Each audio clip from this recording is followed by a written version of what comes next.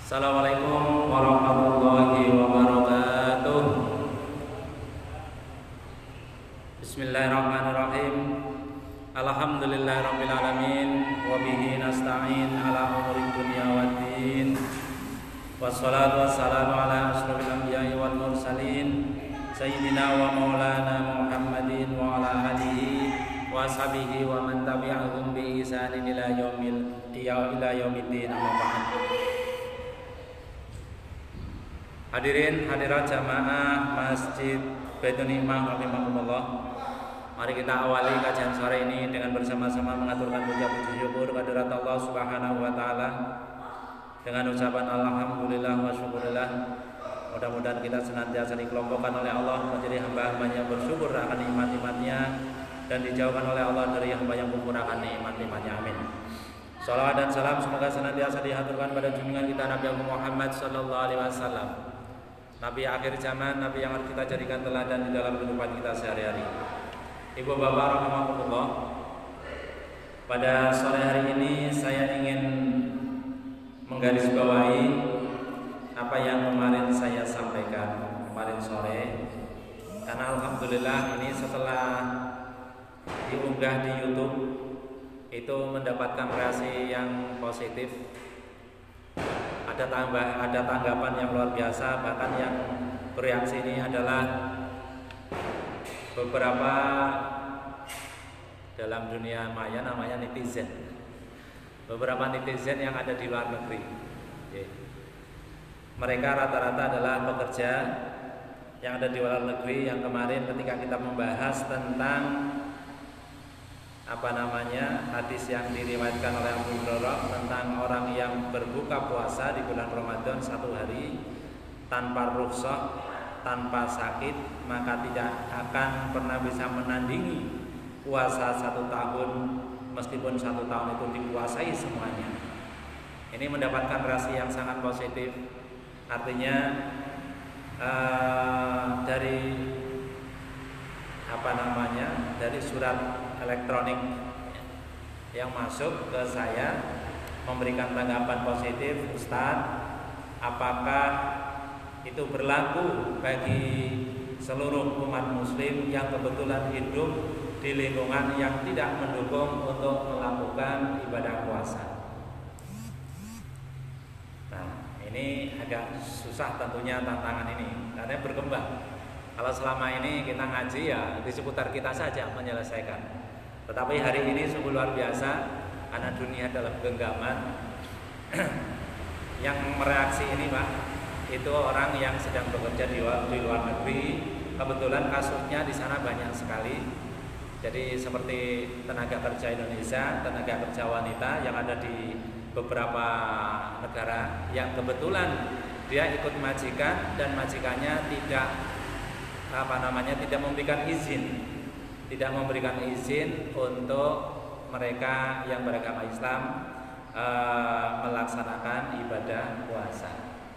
Jadi ketika ada tanggapan seperti ini, saya merasa bersyukur bahwa kita bisa melaksanakan ibadah puasa di negeri yang seperti ini, baldatun thayyibatun wa rabbun ghafur, artinya negeri yang baldatun, negeri thayyibatun yang baik, warabun, dan Tuhan ghafurun mengampuni, negeri yang luar biasa gemah limpah Jinawi, negeri yang hampir penduduknya mayoritas muslim sehingga kita bisa merasakan bebas melaksanakan ibadah puasa. Nah, ibadah sholat pasti. Jadi ini keluhannya di negeri, bukan negeri antah berantah, tapi betul-betul negeri tenanan, di mana mereka sulit sekali untuk melaksanakan ibadah puasa karena mereka terikat dengan kontrak. Ya, sejak awal terikat dengan kontrak dan mereka cenderung kurang hati-hati ketika menandatangani kontrak kerja. Mengapa tidak hati-hati? Karena memang mereka tidak ada pilihan. Ada yang memang tidak ada pilihan sama sekali, bahwa mereka harus bekerja di sebuah tempat di mana dia tidak boleh survei dulu, karena memang kebanyakan yang bekerja juga kebanyakan mereka yang penting butuh pekerjaan. Mereka butuh pekerjaan untuk bisa menghidupi keluarganya, bisa menghidupi dirinya dan bisa menghidupi keluarganya. Dan betul-betul ada juga yang mendapatkan kenikmatan. Dia hanya mau mengambil seorang majikan kalau dirinya diberikan kebebasan untuk beribadah, untuk melaksanakan ibadah seperti sholat 5 waktu, puasa, tanpa mengurangi kinerja mereka. Tapi ada juga orang yang begitu masuk dapat kontrak kerja itu sama sekali tidak bisa membaca, artinya tidak tahu harus bagaimana, yang penting tanda tangan dan dapat pekerjaan, dan setiap bulan dapat penghasilan. Nah ini yang cenderung mengalami masalah yang sangat berat di sana. Ya, termasuk ini saudara-saudara kita semua, saudara-saudara kita sesama muslim yang kebetulan bekerja di luar negeri. Nah ini, ibu bapak rahimakumullah, bagi mereka memang pertaruhan antara hidup matinya keluarga. Dan kemudian dengan ini saya menggarisbawahi bahwa apa yang kami sampaikan kemarin, apa yang saya sampaikan kemarin itu, apalagi kemudian kemarin yang mungkin merasa menjadi berat, kok begitu beratnya ya menerapkan syariat Islam di negeri yang sama sekali tidak mendukung ya, penduduknya melaksanakan ibadah sesuai dengan keyakinannya masing-masing. Ketika kemarin saya membahas tentang ketika seseorang meninggalkan salah satu dari 3 hal, ya, itu disebut sebagai kafir, dan halal darahnya adalah orang yang meninggalkan syahadat, tidak ada Tuhan selain Allah, kemudian meninggalkan sholat 5 waktu dan meninggalkan puasa di bulan Ramadan. Kalau meninggalkan salah satu, kemarin pembahasan yang kemarin sore itu saya sampaikan di sini, saya juga mengambil dari dari sebuah hadis yang diriwayatkan oleh Abu Ya'la dari Ibnu Mas'ud. Bagi mereka terasa berat.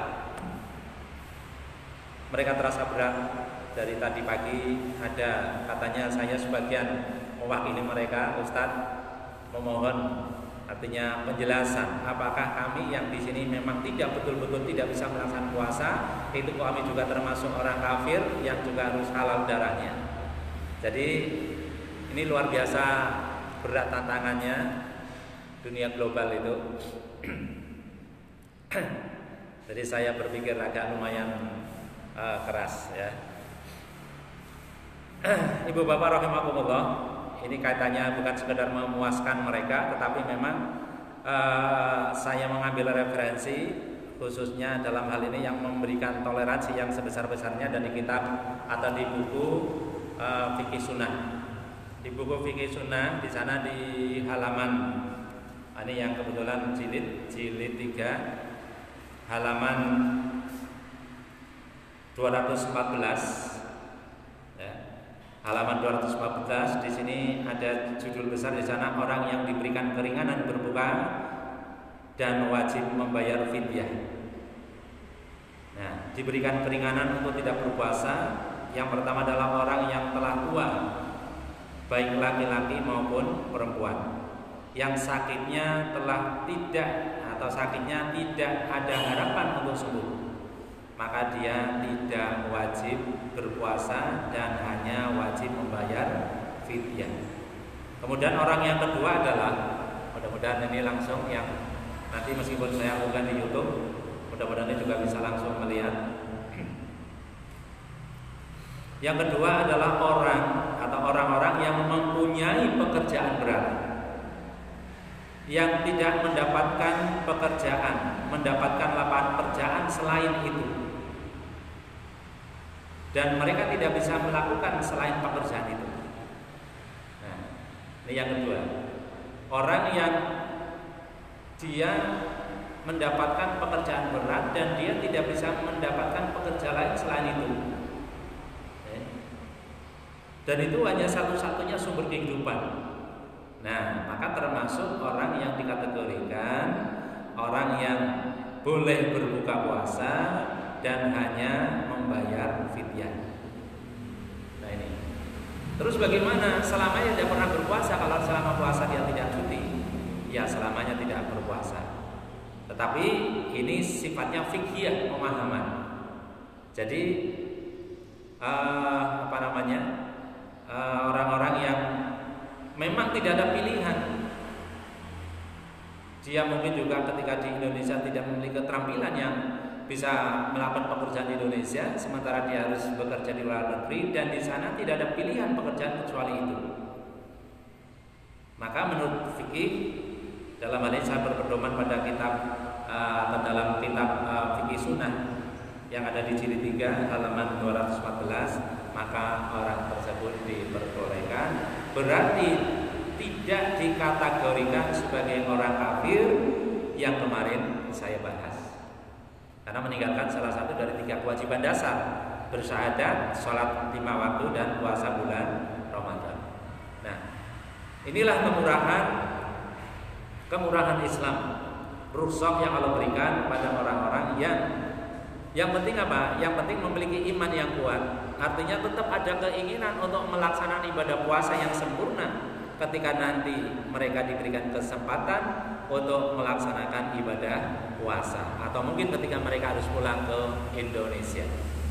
Nah ini, jadi melalui live streaming sore ini bisa menegaskan bahwa untuk orang-orang tertentu ya itu tidak masuk kategori kafir dan halal darahnya ketika memang dia memiliki sebuah rukhsah keringanan karena dia seorang laki-laki maupun tua yang sudah tua karena sakit dan tidak diharapkan atau tidak ada harapan untuk sembuh, maka dia wajib membayar fidyah. Yang kedua, orang-orang yang mempunyai pekerjaan berat dan tidak mendapatkan pekerjaan selain itu, dan itu adalah satu-satunya sumber kehidupan untuk dirinya dan keluarga, maka dia pun boleh berbuka puasa dan membayar fidyah tanpa dihukumi kafir dan tanpa dihukumi dengan halal darahnya. Nah, ini hal-hal yang kaitannya dengan kalau ada kitab fikih yang mengatakan halal dam, halal darahnya, artinya boleh dibunuh, itu adalah ketika syariat Islam diterapkan di negeri yang memang dasarnya adalah syariat Islam, hukumnya adalah syariat Islam.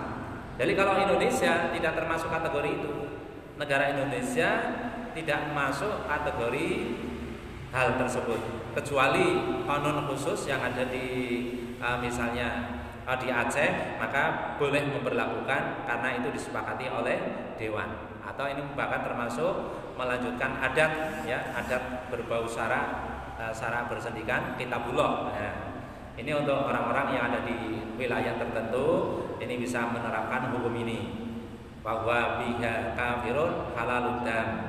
Orang yang meninggalkan 3 perkara atau salah satu dari 3 perkara, yang pertama syahadat kepada Allah, kemudian meninggalkan salat maktubah atau meninggalkan puasa, maka untuk kondisi tertentu bisa dihukumi kafir dan bisa dihalalkan darahnya. Artinya bisa mendapatkan hukuman atau bahkan mendapat cambukan atau bahkan mendapatkan hukuman yang lain. Jadi mudah-mudahan ini sebagai pembanding bahwa ada saja dalam hukum Islam itu keringanan-keringanan yang sifatnya kondisional. Nah, bagaimana misalnya kalau kita mengambil cerita yang lebih jauh, misalnya istri dari seorang penguasa Mesir pada saat itu, Firaun, yang namanya Siti Asiyah, dia memiliki iman yang kuat, tapi tidak pernah bisa melaksanakan keimanannya. Dia memiliki keyakinan yang kuat tapi tidak bisa melaksanakan keyakinannya. Karena apa? Ketika mengucap bismillah saja ketahuan dan kemudian dilaporkan kepada Firaun, maka dia bisa mendapatkan hukuman yang berat. Maka dalam kondisi seperti ini, meskipun Siti Asiyah tidak melaksanakan syariat, dia hanya memegang keyakinan di dalam hatinya, di dalam keyakinannya, dia tetap menjadi manusia atau perempuan yang sangat mulia di sisi Allah, karena memang kondisinya seperti itu. Jadi untuk saudara-saudaraku, saudara-saudariku yang ada di tempat yang sangat jauh dari Indonesia, kebetulan dia tidak diperkenankan untuk atau tidak diizinkan ketika kontrak kerja pertama mengambil pekerjaan itu, tidak diizinkan untuk melakukan puasa, meskipun bisa juga mencuri-curi atau sembunyi-sembunyi, tapi kalau mungkin kemudian menunjukkan kinerjanya yang buruk, maka takut diketahui bahwa dia sedang berpuasa, dan ketika takut diketahui dia sedang berpuasa kemudian kalau diketahui akan dikeluarkan dari kontrak kerjanya dan tidak mendapatkan hasil, mendapatkan upahnya, maka berlaku hukum rukhsah. Kapan dia bisa kalau nanti pulang ke negeri yang aman bisa melaksanakan ibadah puasa, maka dia boleh mengqadha. Tidak kemudian dihukumi kafir. Nah, ini ketakutannya adalah ketika kemarin saya sampaikan orang yang meninggal 3 prinsip dasar syahadat pada Allah, sholat 5 waktu atau puasa Ramadan, ini ketakutannya adalah dihukumi kafir. Nah, ini yang alhamdulillah dalam hal ini saya katakan alhamdulillah karena mereka bereaksi begitu cepat sebelum ini beralih ke topik pembahasan yang lebih lanjut. Ibu bapak rahimakumullah, kalau cerita seperti ini panjenengan mendengarkan, kira-kira bersyukur apa tidak hidup dalam kondisi seperti ini? Bersyukur nggih? Alhamdulillah kita bisa beribadah sesuai dengan semampu kita. Nah, artinya kita mampu beribadah seperti ini, kita bebas melaksanakan ibadah seperti ini karena memang kita dijamin oleh undang-undang. Kita diperbolehkan melakukan ibadah sesuai dengan keyakinan kita masing-masing tanpa mendapatkan tidak ada hak pemerintah untuk melarang kita melakukan ibadah. Nah, ini kita harus bersyukur bahwa dalam kondisi seperti ini kita bisa melakukan ibadah puasa seperti ini, bahkan kita bisa melaksanakan sholat 5 waktu secara terbuka, kemudian tadarus juga menggunakan toa seperti ini. Kita harus bersyukur alhamdulillah. Nah, belum lagi orang yang di dataran Eropa. Ya, dataran Eropa itu juga orang berpuasa lebih dari 18 jam.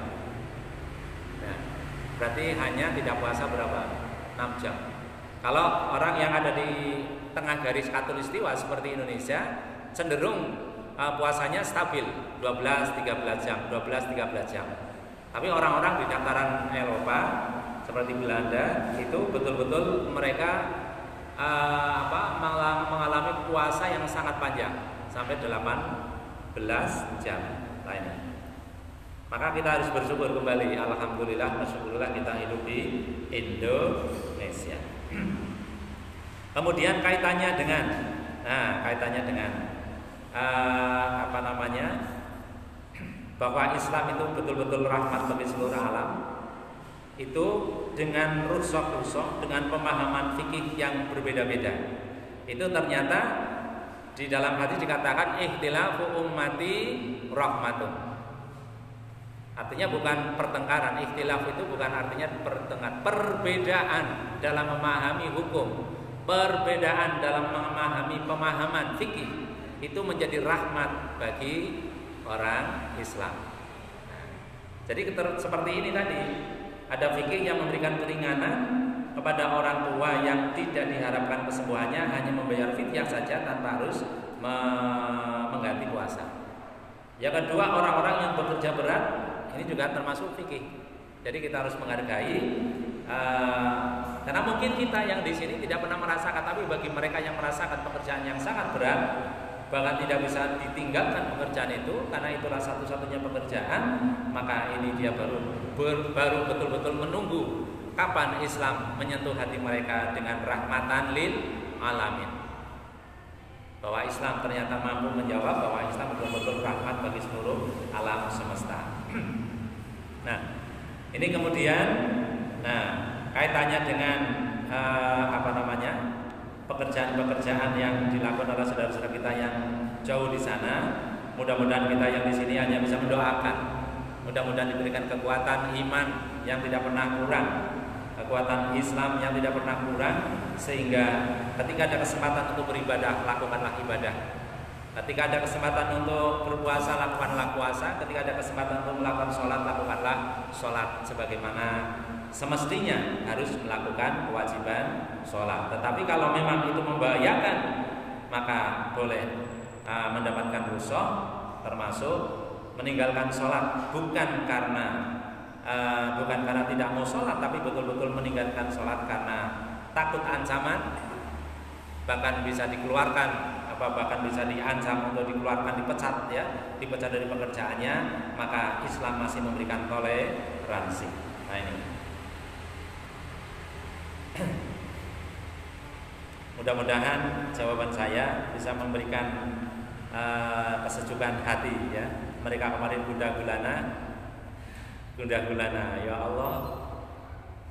Nek ngene carane, jadi ada yang menyimpulkan nek ngene carane wis sholat tidak sholat dianggap kafir, padahal kasusnya kita tidak tahu, meninggalkan puasa pun dianggap kafir. Nek ngono wis sisan wae ora usah sholat, ora usah puasa. Jadi ada keluhan yang sampai seperti itunya. Jadi ini tidak, artinya betul-betul kondisional. Termasuk mungkin saudara-saudara kita Muslim Uighur yang beberapa waktu lalu diisukan bahwa di sana memang sulit sekali untuk melaksanakan sholat. Hanya orang tua yang diperbolehkan sholat, dan kemudian ketika sudah sholat selesai ada petugas yang kemudian mengusir mereka untuk segera keluar. Ya. Walau alam benar atau tidak video itu, tetapi sempat kita lihat ya, begitu kita amati orang yang datang di masjid adalah orang-orang yang sudah tidak produktif, orang-orang yang sudah tua, orang-orang yang sudah tidak memungkinkan melawan pemerintah. Nah ini, toh demikian masih dibatasi. Begitu mereka sholat, assalamualaikum warahmatullahi wabarakatuh, assalamualaikum warahmatullahi wabarakatuh, kemudian segera langsung dibangkitkan untuk untuk meninggalkan tempat sholat. Nah kalau di sini kita masih masya Allah nikmat, masih bisa wiridan, masih bisa membaca Al-Quran, masih bisa berlama-lama. Toh demikian ada orang yang sulit sekali memanfaatkan kondisi seperti ini. Kita dalam kondisi yang sangat bebas, tetapi ada orang yang tidak bisa memanfaatkan kebebasan seperti ini. Buktinya mereka tidak mau datang ke mushola, tidak mau datang ke masjid, bahkan sulit sekali. Ataukah mereka sedang menunggu bahwa suatu saat nanti mereka harus dipersulit baru kemudian mereka berjuang untuk datang ke masjid atau ke mushola? Mudah-mudahan tidak demikian. Amin Allahumma amin. Nah, Ibu bapak rahimakumullah, nah tadi setelah saya membaca surat itu yang panjang lebar, itu speechless saya. Jadi tidak berbicara, tidak bisa bicara apa-apa, hanya membaca, kemudian memahami dari konteks mereka, memahami dari kondisi mereka, yang betapa sulitnya mereka untuk sekedar berpuasa saja sulit, ketahuan bisa dipecat karena kontrak kerjanya tidak boleh melaksanakan puasa. Nah ini, tapi ada yang bersyukur karena memang di awal mereka, tadi saya diulang, bersyukur sekali di awal mereka menerima kontrak kerja, bahkan mereka bisa memilih, saya hanya akan memilih bos atau juragan atau tuan ya, yang mengizinkan saya untuk melaksanakan ibadah, termasuk sholat di dalamnya, kemudian puasa dan membaca Al-Quran meskipun tidak secara terang-terangan. Nah, bahkan kemarin ada yang memberikan laporan ke saya, Ustadz, alhamdulillah karena saya sedang ada di rumah, kebetulan rumahnya itu saya nyambungkan HP saya dengan WiFi, kemudian ketika saya kontak menyetel televisi itu langsung siaran langsung di sini, itu ditonton di luar negeri, alhamdulillah. Jadi termasuk tuannya yang ada itu pun melihat itu ada acara apa, karena dia langsung connect dengan WiFi, kemudian ke WiFi-nya connect dengan televisi. Nah itu langsung seperti siaran langsung, seperti televisi nasional yang menyiarkan ustadz-ustadz yang berkaliber nasional. Nah ini, Ibu bapak rahimakumullah, ini sekelumit tentang perjalanan saudara-saudara kita yang jauh di sana. Mudah-mudahan kita di sini masih tetap mensyukuri nikmat Allah yang luar biasa lah. Nikmat yang luar biasa bagi kita. Jadi itu saja yang bisa saya sampaikan sore hari ini. Saya agak kesulitan untuk meneruskan dengan hal-hal yang agak lumayan keras, apalagi kemarin saya mengambil pendapatnya Imam Nawawi itu memang luar biasa kerasnya. Ya, untuk itu saya juga tidak menarik ucapan Imam Nawawi karena memang saya tidak berhak, tapi ini saya menyampaikan berdasarkan apa yang saya baca di kitab Irsyadul Ibad ila Sabilir Rasyad. Ini sesungguhnya kitab ini bukan kitab radikal, bukan kitab yang sangat keras, tidak, karena kitab ini juga dipelajari di pesantren-pesantren. Artinya pesantren-pesantren NU, pesantren-pesantren tradisional, bahkan biasanya ini menjadi referensi kitab-kitab yang dibaca di bulan puasa. Jadi ini bukan kitab radikal, ya. Saya tegaskan ini bukan kitab radikal, hanya pemahamannya Imam Nawawi memang yang luar biasa. Kalau menurut saya berat sekali, ya. Menurut saya berat sekali ketika beliau mengatakan orang yang tidak puasa 1 hari maka dia wajib untuk mengganti 3.000 hari. Ini kan luar biasa. Tetapi mungkin bukan untuk keras mengeras, bukan keras pendapat, tapi memang untuk berhati-hati bagi beliau, bagi Imam Nawawi, agar apa? Agar dia tidak pernah meninggalkan 1 hari pun puasa di bulan Ramadan. Meskipun dalam kondisi sakit, meskipun dalam kondisi dia mendapatkan rukhsah dari Allah, mungkin dalam safar, mungkin dalam menunaikan tugas-tugas berat. Nah, ini mungkin sebuah komitmen pribadi. Nah, maka kemarin pun Pak Mulyono kemudian setelah itu mendatangi saya, Pak, itu apakah tidak keras sekali? Sampai di akhir kata itu ada fahuwa kafirun halalud dam, ya, kafir dan halal darahnya. Nah, perlu saya tegaskan lagi di sini bahwa halalud dam menjadi halal darahnya, bahkan sampai boleh dibunuh misalnya, itu adalah di negeri yang semuanya berdasarkan pada syariat Islam. Kalau di Indonesia jelas tidak, karena negara Indonesia bukan bukan negara yang mendasarkan hukumnya dari syariat Islam. Bisa dipahami, jadi mudah-mudahan bisa memaklumi. Kemarin ada kritik dan saran yang luar biasa, dan mudah-mudahan juga terjawab saudara-saudara yang jauh di sana bisa menentramkan kembali bahwa itu adalah di sebuah kondisi di mana mereka hidup di negara Islam. Demikian, mudah-mudahan dan manfaatnya. Kurang lebihnya mohon maaf. Wabillahi taufiq wal hidayah. Assalamualaikum warahmatullahi wabarakatuh. Allahumma sholli ala Muhammad ya Rabbi sholli alaihi wasallim.